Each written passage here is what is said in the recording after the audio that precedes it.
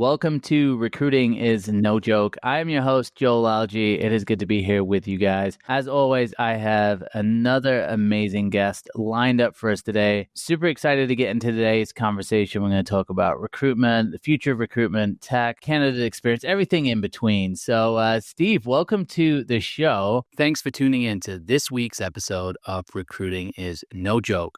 This week's episode was brought to you by Talent Llama. Talent Llama is the AI interview platform for high-volume knowledge worker hiring. It helps teams screen faster, fairer, and without the chaos. Instead of sorting through resumes or juggling calendars, Talent Llama gives every candidate a fair, low-pressure, skills-based voice interview.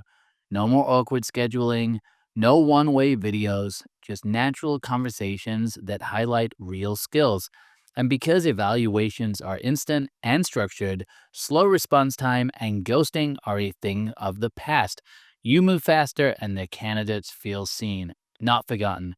So check out Talent Llama today. Talent Llama is refreshingly candidate-friendly, a solution for the future. Thanks so much, Talent Llama, for supporting this week's episode. Now back to the episode. You're actually an alumni, not of this podcast, but of one of my former podcasts. And we were just chatting beforehand. We had a conversation, 3-4 years ago, maybe even longer? Something like that. Good to be back. Thanks for having me. Yeah, great to have you. Why don't you give us a quick intro? I always like to say who you are, what you do, and who you do it for, and then we'll get into the conversation. All right. My name is Steve O'Brien. I live in Raleigh. I'm a dad of two, a 10-year-old boy, 7-year-old girl. I am a recruiter. It's still how I think of myself. My career has wandered a little bit, and I've gotten into sort of the broader HR space. But first job out of college was recruiting. The thing that I fell in love with was recruiting. For years, I worked in the recruitment services space, doing initially contingent and executive search, then got into RPO when RPO was cool. I had a ton of fun doing that, and then started to explore different aspects of talent acquisition, little specialization. So I joined IBM via an acquisition by Connexa, right? So as a part of Connexa, got bought. IBM brought me into contact with some really smart technical people, started to explore what TA tech and automation and artificial intelligence looked like way before Gen AI, back when we were, trying to do ML. So before ChatGPT became a household name. Right, yeah. We were trying to, do training data sets and define variables and just, discern their magnitude and all that kind of stuff. And I loved it. That was a lot of fun. So I followed that path for a couple of years. I joined Monster, had a lot of fun after they had been acquired by Ronstadt, leading their what was called Talent Fusion, right? Their sort of TA solutions business, joined a startup, explicitly in the HR tech space. And then 4 years ago, post-COVID, started traveling full-time, as you do. And I had a 6-year-old son who could express his opinions about this fact at that point. And he called me, and it's no longer a telephone call, right? I can ignore a 6-year-old's voice, but a 6-year-old's cheeks are hard to ignore. And he's like, "Dad, how often are you going to do this?"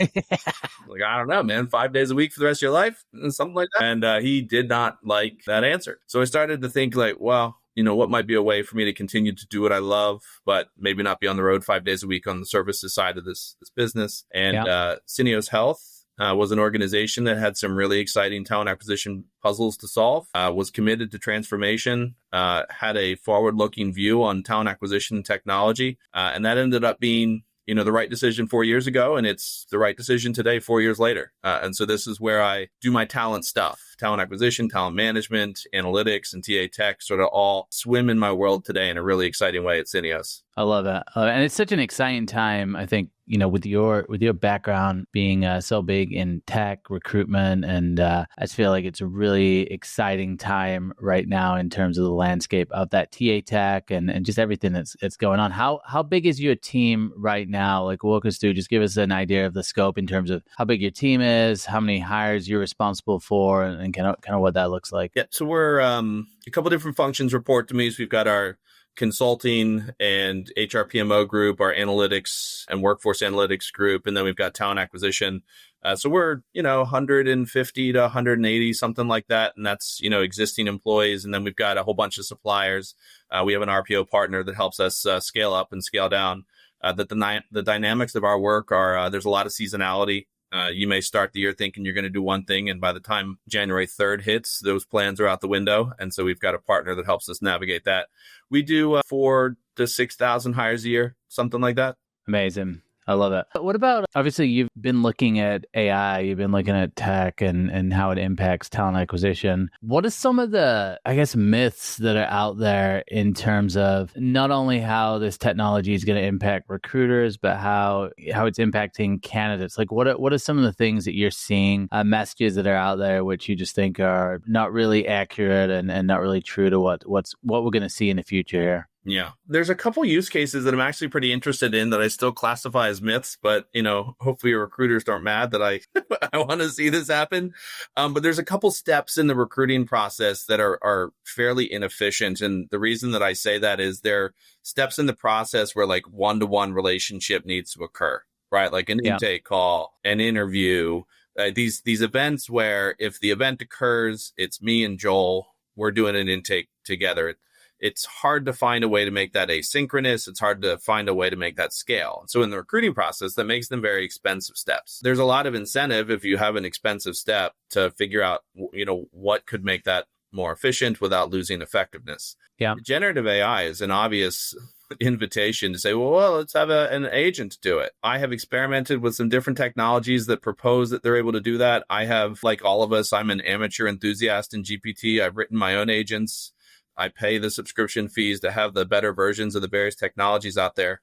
And the truth is that completely unstructured dialogue is still wildly difficult to animate or to automate, sorry. And the way that a recruiter is able to bring together really in sort of a Renaissance sense, this intersection of technical competency and art into a moment that produces confidence, commitment, and clarity on what are we going to go and do when we go to market. It's easy to say it's going to be automated. I haven't seen it yet. It's really, really hard. There's something that... How close do you think we are? Like, I don't know, if you were to give it like a percentage. I'm just curious on like... I think for high... I mean, if you can score it, I guess. Yeah. I think for high volume roles, you might be able to configure something that's a bit more scripted. Yeah. And hiring managers might not object to that, right? So if you, like, we do a lot of clinical research associates throughout the year, and it's a repeat job, different geographies, but you're moving away from the conventional sense of generative AI then, right? Like you're moving back to the older idea of AI, which is more configuration, more data and training. So if I had to put a percent on it, I'd say 50% right now. Like wow, I think foundation technology is extraordinary. It is revolutionary. It's not there yet, in my opinion. Truly unstructured bi-directional dialogue is wildly difficult to manage. Yeah. What, for a lot of people that are building this technology, because I run into this a lot when I'm talking to founders and people who are looking to, completely disrupt the recruitment industry, which obviously from their perspective, maybe they had a bad interaction and they're like, this whole thing is broken. They're seeing so much noise around candidates having a bad time. So I think people see that and they're like, oh, well, this should be really easy. It shouldn't be this complicated. But what are they missing? I mean, you kind of alluded to it with the art, but when you're talking about the art of recruitment, like what is that? And like, why is that so hard to get down? Well, there's a lot of social intelligence in recruiting because you're trying to get two parties to make a deal. And it's not just love matching, right? You're trying to make two parties to make a deal in the context of some concrete competencies and enterprise needs. And so you've got to be able to discern how to articulate and prioritize the enterprise needs and reflect those back to the hiring manager in a way that they say, yes, that's accurate. You've got to be able to sense when the hiring manager is being precious about some edge competencies that are going to drive the cost of talent through the roof and they don't have the budget for it. And how are you going to have that conversation in a way that's not diminishing the hiring manager's instincts about what success looks like, right? That's a problem. Then you've got to go and you've got to sell a product in the market that the person selling the product really has no sensibility about what the market thinks of their product, right? Like if you go to market and I worked for a company, I won't name them now. Well, everyone's going to your LinkedIn now to see. It was a customer, it was a client, but I think they're out of business, so I will name them. The company was Travelport, right? It was a high-tech organization in the travel and e-commerce space, trying to recruit the best e-commerce technologists that money could buy. The problem is that nobody knew who the heck Travelport was. Yeah. And when you go to market with a brand that nobody recognizes, it matters. And so 100%. as a recruiter, you got to deal with the fact that the hiring manager is so proud of what they're doing, and they should be, and proud of what the company does, they should be, and realizes the opportunity that's in that role that they see. And you go to market and you send a message out to a candidate that's, obviously NVIDIA wasn't hyped at that time, but, is working or wants to be at NVIDIA, and like, oh no, Travelport. And the candidate's like, I don't give a crap. Now, it could be the same excitement. It could be the same job. It could be better technology at Travelport. Candidate doesn't care. Right? Yeah. Yield on outreach is lower when you're recruiting for one brand versus another, right? So the recruiter's got to figure that strategy out. And we haven't even gotten to the candidate yet, right? Every candidate is, drinking the pop culture dialogue on LinkedIn about, you might be making 90K now, but tell them that you're making 180, and, you should be getting this and you should be getting that. And if, a company wants you to be in the office, it's because they don't trust you. There's just a whole bunch of stuff that's in the candidate's head. And the recruiter's got to navigate through all of that to, what do you wish you were doing more of than what you're doing right now? Right. Like I don't want to get into all that. I want to really know about you. You've been doing this for 2 years. You've done great things. What would be a great thing next year that you don't have access to? Right. And you've got to set the hook on the candidate side. Then you got to bring the parties back together and not let either of them kill the deal. What are some of the things in your experience? I mean, obviously you've been doing this for a good amount of times. Like, what are some of the big deal killers that maybe people don't talk about enough, or maybe people aren't even aware of that are out there? From the business to the candidate disrespect because they're a candidate, right? So like the leaning too far into the archetype of thinking that everybody's an applicant. Not everybody's an applicant. Some people were talked into applying, right? Some people were sold a vision. Some people are interested in helping or understanding how this helps them in their career. And the hiring manager is used to working with applicants and says, like, I'll get back to them in a week, or, I'm going on vacation. I'll call them when I'm back. Right. Like, sometimes that works. Sometimes that doesn't. Right. And you got to be sensitive to that. And so that's one, is the hiring manager over stereotyping or generalizing the relationship that exists between them and the candidate. Right. The candidate, we all know it. We talk about it. It's a meme. Had a million. I posted it. Yeah, Joel's posted it. Had a million reasons why career change is the right decision. Yeah. This has the culture, skill, and opportunity that you told me that you wanted, and your existing boss offered you $15K to stay, and you're gonna do it, right? Like, what? Yeah. What are you doing? Right. And so those are just two stereotypes: disrespect and taking a bad deal because it's the devil that you know. Both of those are bad decisions. Yeah. Yeah. It's crazy because I saw something, I forget where it was. Maybe it was, I think it was on Threads, actually. I'm obviously on every single social media platform. And it wasn't on Threads, it was on Instagram this morning. It was a meme account about work, and they're kind of bashing recruiters as you do, or I think it was HR. They just said HR is always a problem. But I think a lot of people have a misunderstanding about how much hiring managers genuinely play, how much of a role they actually play in the process. And there's like so much of how well the process goes, how smooth it goes, how quickly it goes, how efficient it is, what the communication is like. So much of that is on the hiring manager, but it just doesn't get talked about enough. And so I try and, I always try and broadcast that, sometimes it is the recruiting team or the HR team. Maybe they're stretched with their tech. Maybe they're stretched with how many resources they have. Maybe they're just bad at their job. But a lot of times it's hiring managers, and sometimes it's not even, they're just getting in their own heads, right? It's like, they're thinking, oh, who else is out there? Oh, I don't want to make the wrong decision. And there's a lot of fear that I think that even comes from hiring managers of not wanting to make the wrong decision. So like good recruiters,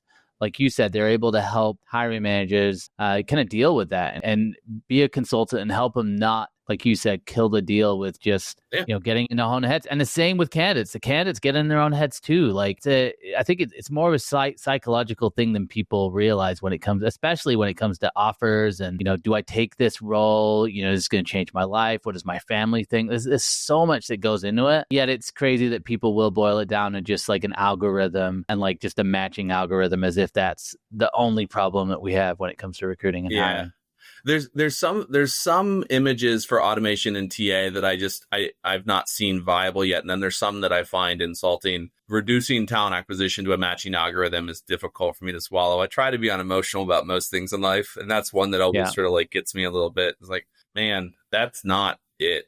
But to go back, No. On the example earlier of what are some of the headwinds for me with, automating even through generative AI, things like the intake meeting, and taking your example of the hiring manager that's a bit insecure. A good recruiter, but once you've screwed it up a couple times, right? So 18 to 24 months into your career, you're able to pick up the signs that you've got a newer hiring manager that's insecure and they're not going to pull the trigger. And you're talking to the person that's empowered to say no, but not empowered to say yes, right? Like when you're selling, you don't want to sell to the person that can only say no. Who says yes in this deal, right? And I had a hiring manager like this when I was younger. And I remember asking him, I said, is your boss going to be involved in this decision? Because he was giving me all the signs. He's giving me all the signs. He's not going to pull the trigger. He's insecure. He's worried about what other people think. And I'm not judging him. It is intimidating if you haven't done that before. But as a recruiter, I need to know who's making these decisions, and then I need to make sure that I'm aligned with their expectations. Then that doesn't exclude yours, Mr. Hiring Manager, but how do you want to go about involving your boss in this search? It's a very pro-social, empowering question. That's the difference between closing that search or getting to 6 candidates. All of them are qualified. You've heard that each of them is good, but none of them is getting hired. Yeah. Makes a ton of sense. I there's so many things going on in my head right now. But one thing I wanted to get your take on, I don't know if you heard much about like the great restructuring and kind of what that looks like. I know it's just kind of one of those terms that gets thrown around, but this idea that over the next few years, a lot of these big, mainly big corporations are going to start to restructure. They're going to start to reassign job titles. They're obviously looking to bring in automation and things like that. What's your thought and opinion when people are talking about things like this in terms of, just from an organizational standpoint and, what that's going to look like? What are your thoughts on that outlook over the next 18 to 24 months? And obviously you're working, so, I don't know, you're pretty busy as well, heads down work, but I'd just be curious to get your overall thoughts on like what we're seeing in the market. Yeah.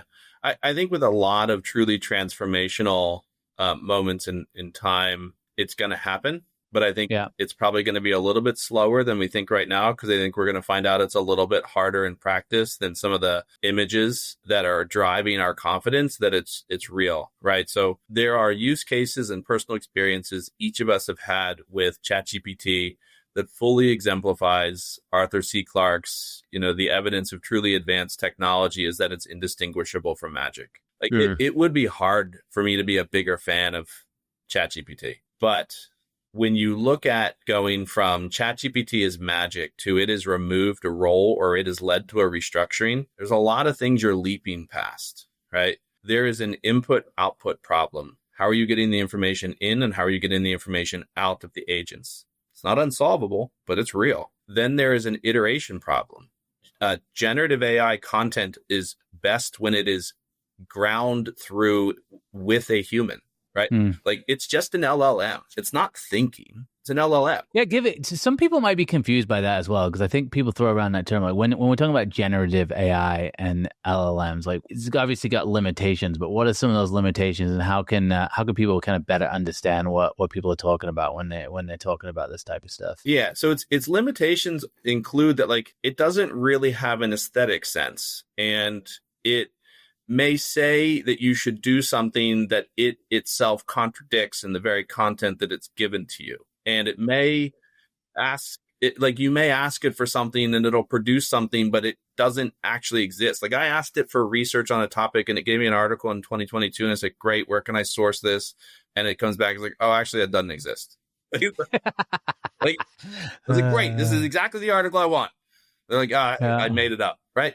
So what? It just had like a title and a link that went nowhere. Oh, it had a PubMed article link. There was no evidence that it was fake until I said that this link doesn't work. Where can I get this article? And they're like, oh yeah, I made it up.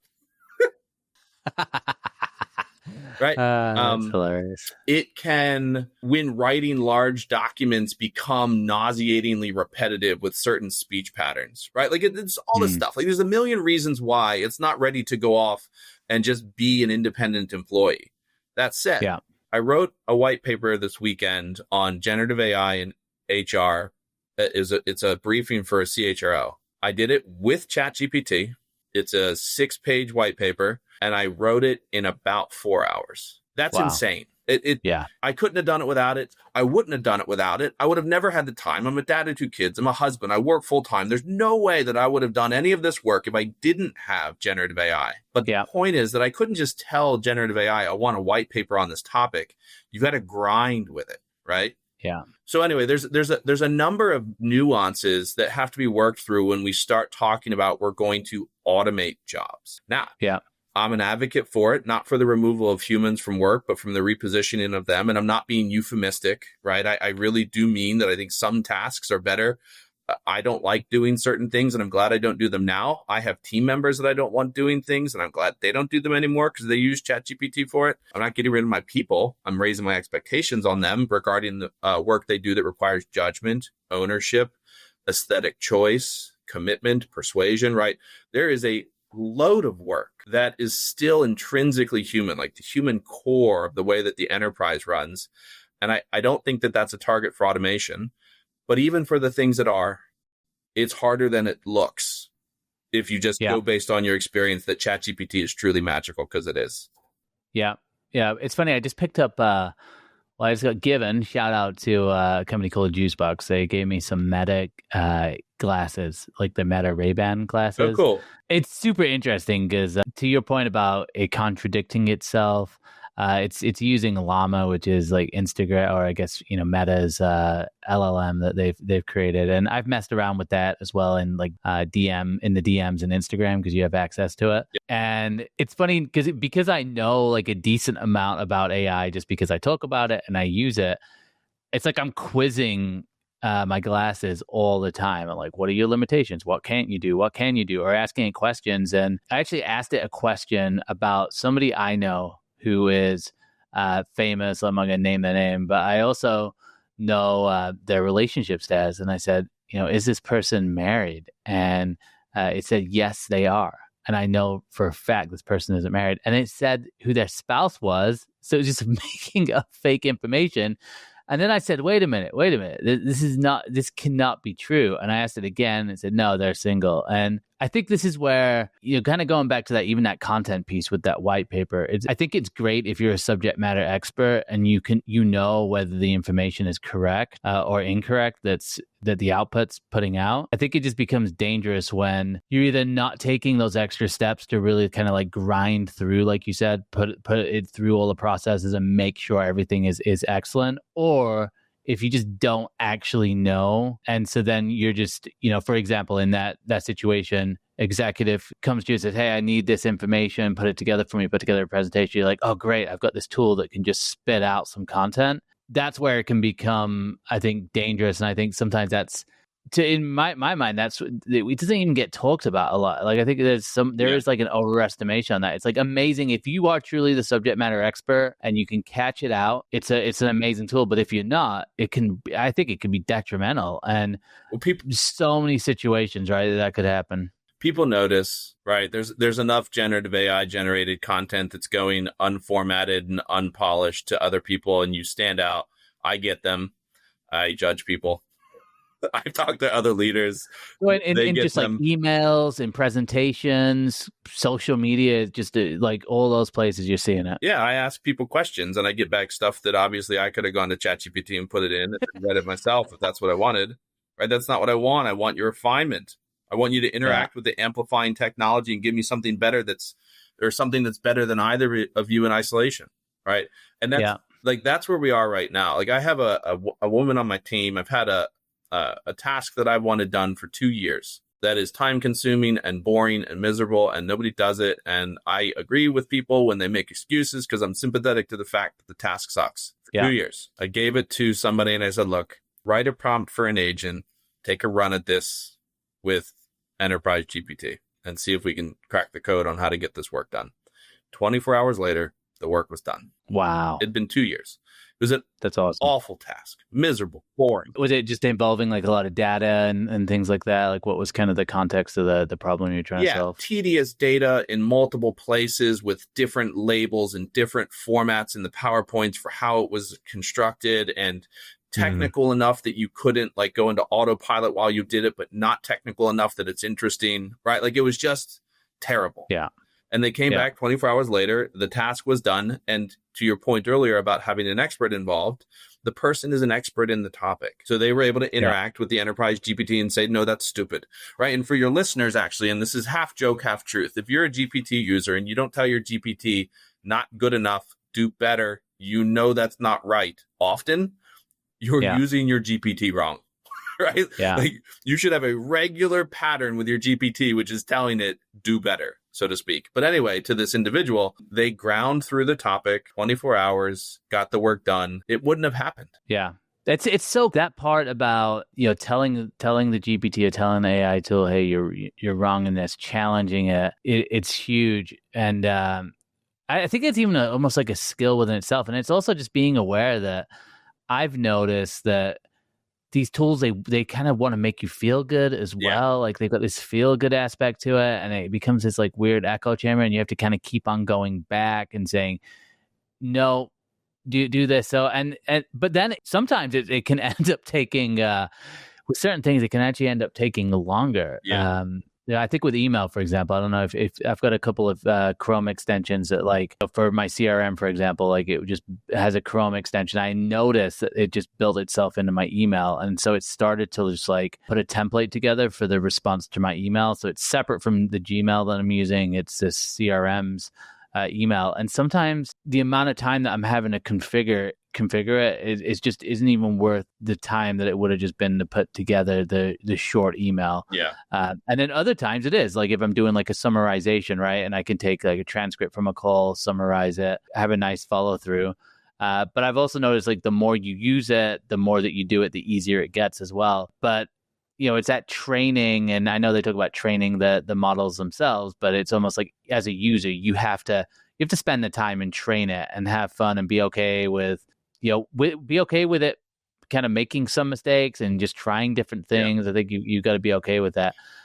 You did a post recently about a candidate submitting a resume that was, clearly built with AI. Walk me through, like, because you kind of mentioned in that post, like how you kind of dealt with your hiring manager with that, or like how you kind of feel like coaching your team with this, because we're seeing this more and more, right? We're seeing a lot of the same types of resumes. So like walk us through, number one, like for listeners out there who are candidates, what internal teams are seeing, and like how are you thinking about this, and is that a good thing, bad thing? Like what are your thoughts with this whole AI resumes that are kind of flooding the market? So the resume was forwarded to me by my senior director of our HR PMO. She leads the analytics team right now as we're recruiting a executive director of analytics. It was actually for that role, executive director of analytics. And she forwards me the resume because she knew it would trigger me. I had no idea. I just walked right into it. And I opened up the resume, and there's some very classic hallmarks of like a GPT generated Word document. The M dash or what? Just M dash. So it's actually the color blue in particular of the collapsible headered sections, and then the particular like emoticon and icon blasts it does at an end of a document, right? Like exclamation point, star, the red circle. And so I'm going through this document and I'm reading it. And the first thing that stood out to me was the intersection of the language in the experience and the language in the job description. And it was funny, like to like float above myself. My first reaction was like, holy smokes, this guy's doing exactly what I want. And then I was like, wait, holy smokes, this guy has said back to me exactly what I want. and then I looked at the format of the document and I was like, oh, for the love of goodness, like they just, took their resume and took the job posting and smashed it together and sent me an unedited Word document that came out of ChatGPT. So it's sort of like an adventure. And my first reaction was I just forwarded it back to the director of the team. And I was like, this was obviously generated exclusively by ChatGPT. And she was like, yeah. And then I said, I don't know if I care. I'm trying to figure out if I care. Like, I don't know. And I am sure. Well, what do you think the reasons for that people would care? The barrier to fabricate untrue things and the plausibility of accidentally communicating untrue things is, so the barrier is lower and the plausibility is higher, right? So like the signal to noise ratio could be off in that resume. I don't know that, right? And so I'm not saying that's where my analysis ended, but that was like a part of what was on my mind is they obviously didn't edit the document. I'm not sure they read the document. I know how ChatGPT creates documents. And so you probably just uploaded my JD and your resume and sent me whatever it produced. And I'm not sure that it's true. Right? Yeah. Like, I don't mean that you're trying to deceive me. I just mean that like I don't know that it's true. So that was on my mind. And then the second thing was for somebody that, has really integrated AI into their job search that way. We've already had this with candidates, but now it was on my mind differently. How am I going to interview you? Right? Like, what's my strategy for interviewing you if I know that you're going to have, You just give them an AI agent, first of all, that they have to interview with. Yeah. Here, Take that. Battle my agent. If you can be my agent, you're hired. And so anyway, I said to Sarah, I said, I think where I'm I said to my leader, I think where I'm landing is I'm actually sympathetic to the experience that candidates are having right now, which is stereotyped as you've got to make 100 applications to get one interview invitation. And everybody wants you to write a custom resume. And when you upload your resume to Workday, then you have to translate your resume and rewrite it in Workday in each of their fields and then hit save and then deal with the fact that you won't hear anything for 14 days until you get a notice that says, we're going with another candidate, right? Like that's the emotional context that a candidate's navigating if they're actively in the job search. And so like where I landed is I think I'm actually okay with it. And I need to think differently as a leader about how I interview where AI is native to the interview process, not, some artificial constraint like I'm going to hold against you that you use generative AI to write your resume, or that I'm going to hold against you that you're using generative AI in the interview. And part of this thought process included the observation that, and this was sort of the irony in a sense that I had to deal with internally, is my initial reaction was like to critique them for it. But then in a completely odd way, if I had any employee that I found out that wasn't using generative AI, I'd be really upset. I would critique them for not using it. And so I've got to bring some harmony between these beliefs, right? I can't say outside my company, you can't use it to get into the company. And once you're in the company, if you don't use it, I'm going to criticize you. Yeah. It's almost like, I think it's the how are you using it? 100%. And like you said, I mean, maybe even asking a question in the interview, tell me about how you used AI during the job search process. Because I think, I talk about this a lot. I'm behind I worked with a brand for a long time that did the auto apply. Mm-hmm. And I think the founder's mindset was we want to create these like viral videos that, will get like 1 million downloads. And obviously that type of content's like hack your job search and like, job search on autopilot, where I would say, look, if you're going to use it as a time-saving tool to start, to avoid filling out an application, that's a great use of AI. But you still need to, logically think, am I qualified for this position? Am I actually interested in the role? This is a job that I actually want before using the auto apply. And so I look at that and go, okay, in scenario one, if you just got an autopilot and it's applying you to 1,000 jobs, that's terrible. But in option two, if you're still selective and you go, hey, there's 20 positions I'm interested in or 30 positions, and now I'm going to use this auto apply to just fill out the application, well, that's a great use of it. So it's like the same tool, but how are you using it? Yeah. And then looking at it and going, okay, well, if you're actually using it strategically in a way that makes sense, you're probably more likely to apply the AI in that way when you're in work, rather than just being that type of person that's just going to go, hey, great, my boss gave me a task, AI, you do it, there's the output, and your boss like, okay, that you clearly have not, really worked with the AI and been on copilot mode. Like you've just done something that I could have done really easily. My kid could have done really easily. And that's where we landed. We landed on interviewing for insight and practices regarding the use of AI and examples of the way that AI elevates or amplifies the way that you approach your job. And I'm looking for basic stuff. You had said earlier that, AI gasses you up like it's your best friend. So like if you have a habit of like telling AI, like, I think that apples are better than bananas. What do you think? It's going to be, you're so right. Apples are the best. Right. Like this is what it's going to do. But like if you get into the practice of like I upload documents to it all the time that I create for critique, and like, what would make this document better? Yeah. Right? Like ask it for the criticism. Don't give it the layup to affirm you or to agree with you, because it will. It's your best friend. And those little things, right? I'm looking for insights regarding awareness that the first product from, especially if you're using it for document creation, is usually trash, right? So what's your iteration process?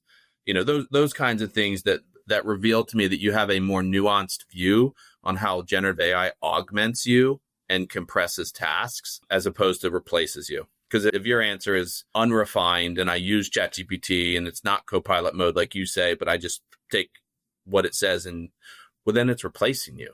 Yeah. You've zeroed yourself out of the equation. Yeah, which is, which for some people, I mean, maybe not the level of jobs that you're hiring for and maybe some of these more, some of the corporate positions, but for some roles, I know like customer service, that's potentially one, right, that a lot of companies are looking at using AI with. And part of the challenge, I think, is I look at how customer service really, I think over the last 5 to 10 years has gotten concerned. So it's just gotten worse. I think my experience, whether I'm in face-to-face retail, over the phone, I have seen a decline in customer service because there's also people working jobs where they're like, hey, I'm not getting paid enough to really care.